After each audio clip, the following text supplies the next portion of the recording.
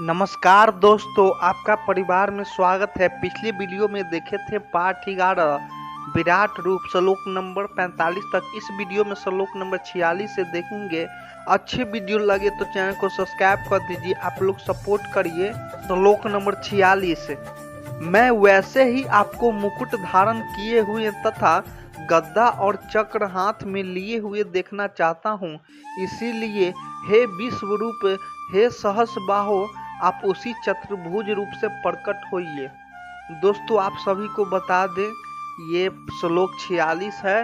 आप श्लोक 1 से देखिए तब समझ में आएगा। प्ले लिस्ट बनाया गया है सभी का। इस श्लोक में अर्जुन भगवान कृष्ण से प्रार्थना कर रहे हैं कि वह उन्हें अपने विराट रूप में दर्शन दे।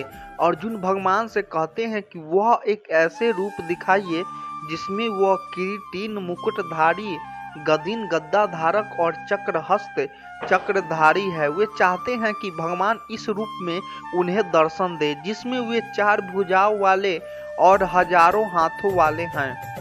अर्जुन भगवान के विराट रूप के दर्शन के लिए अत्यंत उत्सुक हैं, क्योंकि वे जानते हैं कि इस रूप में भगवान की विश्वव्यापी शक्ति और दिव्यता का अद्भुत प्रदर्शन होता है।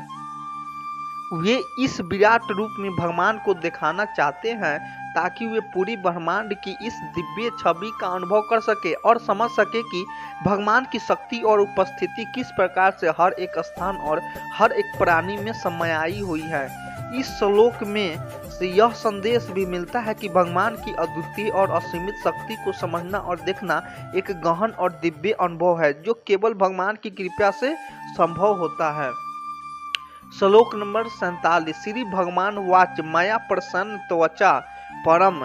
श्री भगवान बोले, हे अर्जुन, अनुग्रहण पूर्वक मैंने अपनी योग शक्ति के प्रभाव से यह मेरे परम तेजो मैं सबका आदि और सीमा रहित विराट रूप तुझको दिखाया है, जिसे तेरे अतिरिक्त दूसरे किसी ने पहले नहीं देखा था। इस श्लोक में भगवान श्री कृष्ण अर्जुन से कहते हैं कि वह उन्हें अपने दिव्य और विराट रूप दिखा रहे हैं।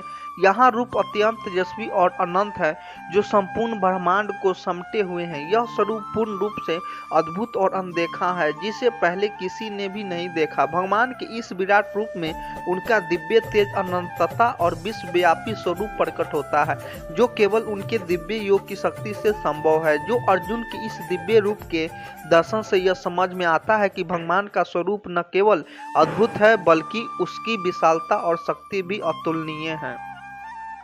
श्लोक नंबर 48। हे अर्जुन, मनुष्य लोक में इस प्रकार विश्व रूप वाला मैं न वेद और यज्ञों के अध्ययन से, न दान से, न क्रियाओं से और न उग्र तपों से ही तेरे अतिरिक्त दूसरों द्वारा देखा जा सकता हूँ। इस श्लोक में श्री कृष्ण को यह सिखा रहे हैं कि उनका विराट रूप जो ब्रह्मांड के संपूर्ण स्वरूप को समेटे हुए हैं, केवल भौतिक साधनों और धार्मिक अनुष्ठानों के द्वारा नहीं देखा जा सकता। वेद, यज्ञ, अध्ययन, दान और तपस्या विराट रूप की दिव्यता और उसकी व्यापकता को पकड़ने में असमर्थ हैं।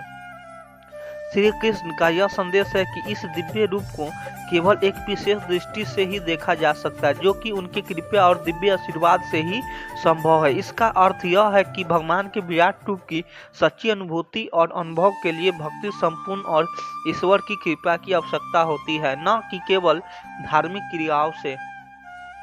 इस प्रकार यह श्लोक हमें यह समझाने की कोशिश करता है कि भगवान न केवल विराट रूप अनुभव करने के लिए केवल बाहरी साधनों और कर्म कांडों पर निर्भर नहीं करना चाहिए, बल्कि इसके लिए एक गहरा आत्मिक अनुभव और आध्यात्मिक दृष्टि की आवश्यकता है।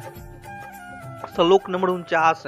मेरे इस प्रकार के इस विकराल रूप को देखकर तुझको व्याकुलता नहीं होनी चाहिए और मूढ़ भाव भी नहीं होना चाहिए। तू भयरहित और प्रतियुक्त मन वाला होकर उसी मेरे इस शंख चक्र गद्दा प्रयुक्त चतुर्भुज को फिर देख। इस श्लोक में भगवान श्री कृष्ण ने अर्जुन को संबोधित किया और कहा कि इस विराट रूप को देखकर तुम्हें जो भय और भ्रम हुआ है वह पूरी तरह से व्यर्थ है। इस दिव्य रूप की भयभीत से घबराने की कोई आवश्यकता नहीं है, क्योंकि यह रूप केवल अस्थायी है।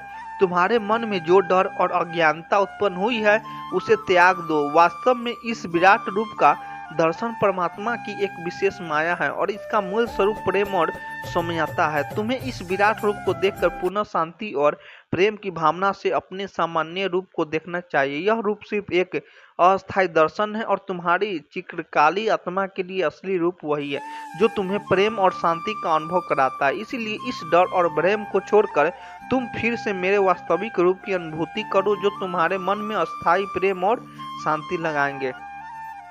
श्लोक नंबर 50। संजय बोले, वासुदेव भगवान ने अर्जुन के प्रति इस प्रकार कहकर फिर वैसे ही अपने चतुर्भुज रूप को दिखाया और फिर महात्मा श्री कृष्ण ने सौमत पूर्ण होकर इस भयभीत अर्जुन को धीरज दिया। इस श्लोक में संजय महाराज धृतराष्ट्र को बताते हैं कि भगवान श्री कृष्ण ने अर्जुन को विराट रूप का दर्शन करवा दिया और फिर अपनी आदर्श रूप में प्रकट हुए। यहाँ पर भगवान श्री कृष्ण ने अर्जुन से विराट रूप का वर्णन किया और फिर अपना वास्तविक रूप प्रकट किया।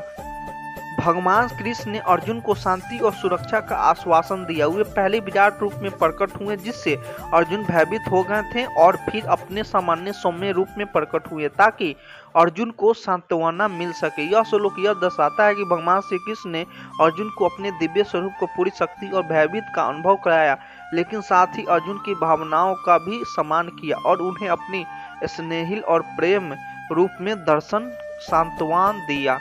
अच्छे वीडियो लगे तो चैनल को सब्सक्राइब कर दीजिए। आप लोग नेक्स्ट वीडियो देखने के लिए धन्यवाद।